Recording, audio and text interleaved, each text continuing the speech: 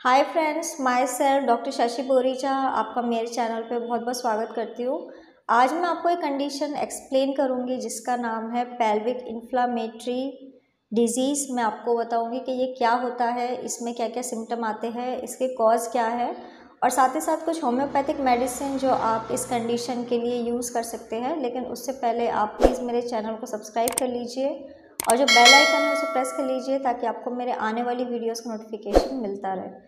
तो चलिए स्टार्ट करते हैं। सबसे पहले पेल्विक इन्फ्लामेटरी डिजीज़ क्या होता है। तो इस कंडीशन को हम लोग शॉर्ट फॉर्म में पीआईडी भी कह सकते हैं और इस कंडीशन में ऐसा देखा जाता है कि फीमेल रिप्रोडक्टिव ऑर्गन में इन्फेक्शन हो सकता है, इन्फ्लामेशन हो सकता है। पीआईडी होने का मेन रीज़न यही है कि अगर किसी फीमेल को सेक्सुअली ट्रांसमिटेड इन्फेक्शन हुआ था और वो वजाइना से अपर साइड की तरफ जा रहा है, दूसरे ऑर्गन में जा रहा है, जैसे कि यूट्रस, फैलोपियन ट्यूब या फिर ओवरीज की तरफ जा रहा है। ज़्यादातर केसेस में ऐसा देखा जाता है कि फ़ीमेल्स को कुछ खास सिम्टम नहीं आते हैं। कई सारी फीमेल्स असिम्टोमेटिक होती है, लेकिन कुछ फीमेल्स को सिम्टम आ सकते हैं अगर ये कंडीशन क्रॉनिक हो जाती है, सीवियर हो जाती है। तो अब मैं आपको इसका सिम्टम बता देती हूँ कि अगर किसी फीमेल को पीआईडी हुआ है तो उसमें आपको क्या क्या सिम्टम्स दिखाई देंगे। तो फर्स्ट इम्पॉर्टेंट सिम्टम यही है कि फ़ीमेल को पेन फील हो सकता है और उन्हें पेन लोअर एब्डोमिनल एरिया में हो सकता है। कई बार पेन स्प्रेड होके कमर की तरफ भी जा सकता है। इसके अलावा फीमेल्स को वजाइनल डिस्चार्ज हो सकता है और डिस्चार्ज में काफ़ी ज़्यादा ऑफेंसिव ऑर्डर भी आ सकता है। इसके अलावा फीमेल्स को ब्लीडिंग की कंप्लेन हो सकती है, उन्हें वजाइना से अनयूजुअल ब्लीडिंग हो सकती है और ब्लीडिंग उन्हें सेक्सुअल इंटरकोर्स के टाइम या फिर आफ्टर सेक्सुअल इंटरकोर्स हो सकती है। इसके अलावा अगर इन्फेक्शन सीवियर हो चुका है तो फीमेल को सेक्सुअल इंटरकोर्स के टाइम सीवियर पेन हो सकता है और उन्हें फीवर या फिर चिल्स की कंप्लेन हो सकती है। ऐसी फीमेल्स को यूरिनेशन के टाइम भी काफ़ी ज़्यादा प्रॉब्लम होती है, उन्हें टॉयलेट में जलन हो सकती है, बर्निंग हो सकती है और डिफ़िकल्टी हो सकती है। अब मैं आपको इसका कॉज बता देती हूँ कि आखिर क्या रीज़न है किसी फ़ीमेल को पीआईडी होने का। तो इसका सबसे इम्पॉर्टेंट कॉज यही है कि अगर किसी फ़ीमेल को कोई सेक्सुअली ट्रांसमिटेड इन्फेक्शन हुआ है, कोई बैक्टीरियल इन्फेक्शन हुआ है, जैसे कि अगर किसी फ़ीमेल को गोनोरिया या फिर क्लेमाइडिया की कंप्लेन है, तो ऐसी फ़ीमेल्स को इन फ्यूचर पीआईडी हो सकता है। ज़्यादातर केसेस में बैक्टीरियल इन्फेक्शन फीमेल्स को तभी होता है जब वो कोई अनप्रोटेक्टेड सेक्सुअल इंटरकोर्स परफॉर्म करती है। अब मैं आपको इसके रिस्क फैक्टर बता देती हूँ कि आखिर कौन कौन सी फीमेल सबसे ज़्यादा रिस्क में रहती है जिन्हें ये इन्फेक्शन हो सकता है। तो ज़्यादातर ऐसे देखा जाता है कि जो यंग फीमेल्स है, जो सेक्सुअली एक्टिव फीमेल्स हैं, उनको पीआईडी हो सकता है। जैसे कि 25 से कम ईयर की जो फीमेल्स होती है उन लोगों को पीआईडी हो सकता है। इसके अलावा पीआईडी उन फीमेल्स में कॉमन है जिनके मल्टीपल सेक्सुअल पार्टनर्स होते हैं, जिनके एक से ज़्यादा पार्टनर्स हैं। ऐसी फीमेल्स को पीआईडी हो सकता है।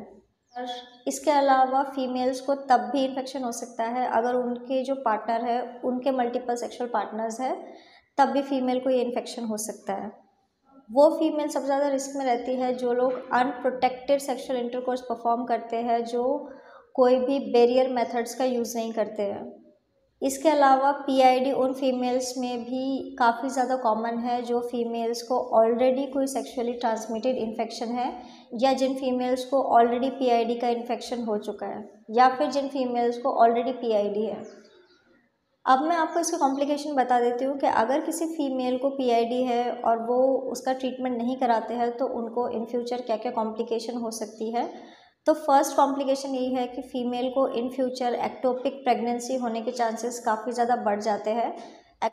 पीआईडी की वजह से फीमेल्स का जो फैलोपियन ट्यूब है वहाँ पे स्कार टिश्यू फॉर्म हो सकता है और स्कार टिश्यू के वजह से प्रेगनेंसी उन्हें फैलोपियन ट्यूब में ही हो सकती है। फीटस फैलोपियन ट्यूब में ग्रो होने लग जाता है, जिसके वजह से फीमेल को काफ़ी ज़्यादा प्रॉब्लम हो सकती है।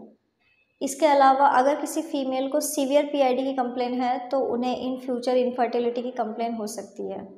इसके अलावा अगर किसी फीमेल को अनट्रीटेड पीआईडी की कंप्लेन है तो उन्हें in future chronic pelvic pain हो सकता है, उन्हें बहुत सीवियर पेन हो सकता है।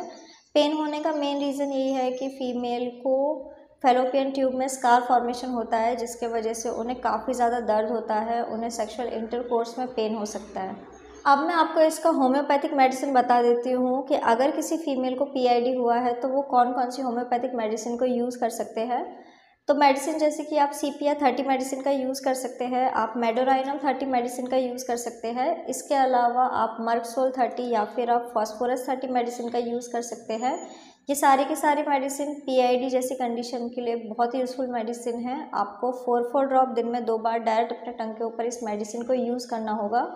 सो फ्रेंड्स, ये था पीआईडी। मैंने आपको बताया कि ये क्या होता है, इसमें क्या क्या सिम्टम आते हैं, इसके कॉज क्या है, और साथ ही साथ कुछ होम्योपैथिक मेडिसिन जो आप इस कंडीशन के लिए यूज़ कर सकते हैं। तो अगर आप किसी भी कंडीशन के लिए मुझसे कंसल्ट करना चाहते हैं तो आप मुझे मेरे व्हाट्सअप नंबर पे मैसेज कर सकते हैं, मैं आपको रिप्लाई करूँगी। तो अगर आपको मेरा ये वीडियो यूज़फुल और इन्फॉर्मेटिव लगा हो तो आप प्लीज़ इसको लाइक कर दीजिए और साथ ही साथ आप मेरे चैनल को सब्सक्राइब कर लीजिए और जो बेल आइकन है उसे प्रेस कर लीजिए ताकि आपको मेरे आने वाली वीडियोज़ का नोटिफिकेशन मिलता रहे। तो आज के लिए बस इतना ही। Thank you.